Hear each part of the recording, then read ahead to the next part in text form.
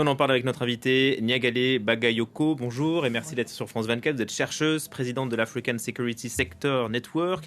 On vous doit notamment le multilatéralisme sécuritaire africain à l'épreuve de la crise sahélienne. C'est paru en 2019. On parlait donc de cette crise entre la Côte d'Ivoire et le Mali avec ces soldats ivoiriens donc arrêtés depuis 2 mois et retenus.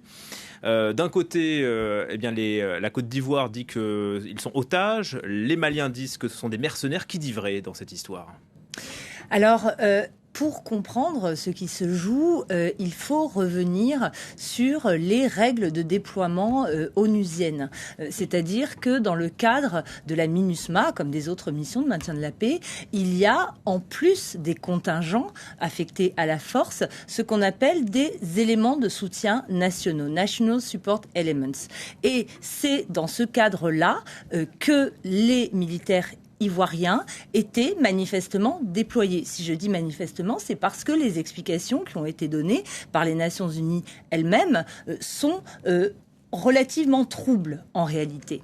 Ce qui est certain, c'est que le statut légal de ces soldats ivoiriens sur le territoire malien n'était absolument pas clair. Puisque les Maliens, excusez-moi, disent que ces soldats n'avaient à leur arrivée ni ordre de mission ni autorisation. Donc ça pose question. C'est cette difficulté. Et la Côte d'Ivoire a d'ailleurs, de son côté, reconnu qu'il y avait eu un certain nombre de manquements administratifs et procéduraux. Cela dit, il est bien évident qu'on ne peut pas qualifier ces soldats de mercenaires portant atteinte à la sécurité de l'État malien.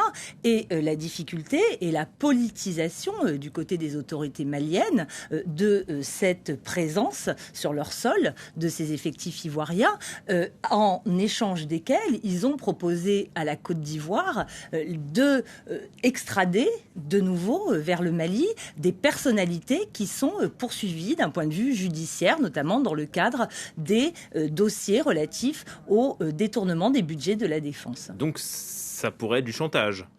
De ce point de vue-là, en tout cas, ce qui est certain, c'est que mettre dans la balance la vie, en tout cas la liberté de soldats qui n'ont absolument rien à se reprocher en termes de action, quelle qu'elle soit, est extrêmement périlleux.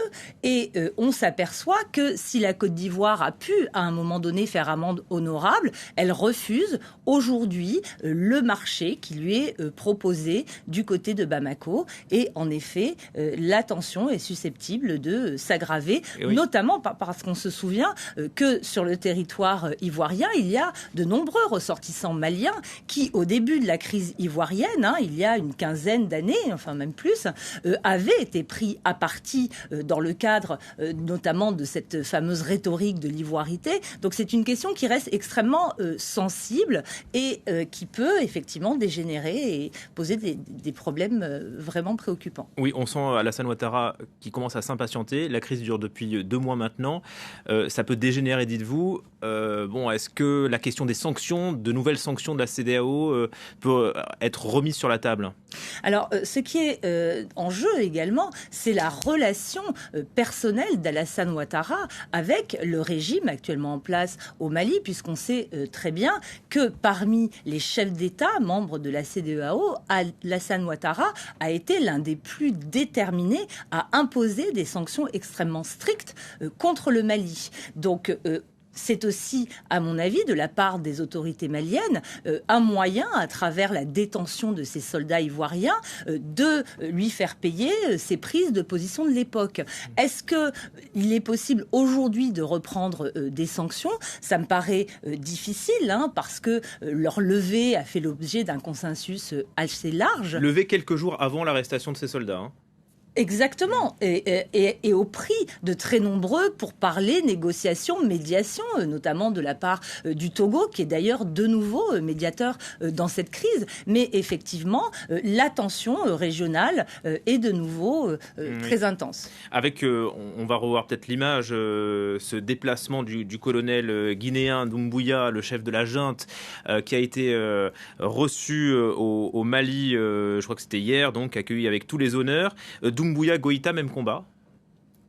Alors, bien sûr, il y a aujourd'hui une structure de plus en plus prétorienne parmi les chefs d'État de la région. Il y a quand même eu 3 coups de force perpétrés par des militaires en moins de 2 ans au sein de la sous-région.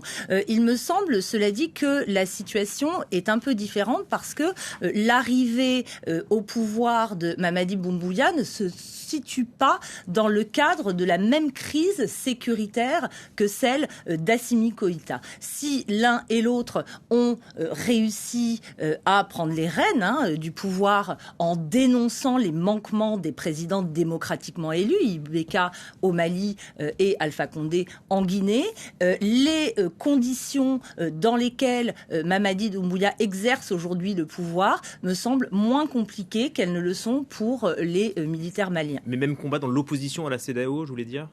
Non, plus à mon avis, parce que la position de la CEDEAO vis-à-vis de la Guinée est plus nuancée, cherche davantage à passer par des négociations avec le pouvoir actuellement même si le chef de la CEDEAO hier ne cachait pas son impatience aussi. Il disait qu'il y aurait de nouvelles sanctions si la junte ne répondait pas aux exigences. Oui, mais ça fait un certain temps qu'on leur a promis ces sanctions. Le président Doumbouya s'est aussi permis de récuser l'envoyé spécial de la CEDEAO à travers Ibn Chambaz. Donc, il n'y a pas la même intensité de sanctions, mais il est vrai que pour se faire entendre et être crédible, la CEDEAO aura certainement à hausser le ton vis-à-vis de la Guinée. Et 30 secondes vraiment sur le Burkina Faso. Là, visiblement, ça passe avec la CEDEAO. C'est un peu la même chose que sur la Guinée. La position est beaucoup moins ferme qu'envers le Mali. Merci beaucoup, Niagalé Bagayoko, de nous avoir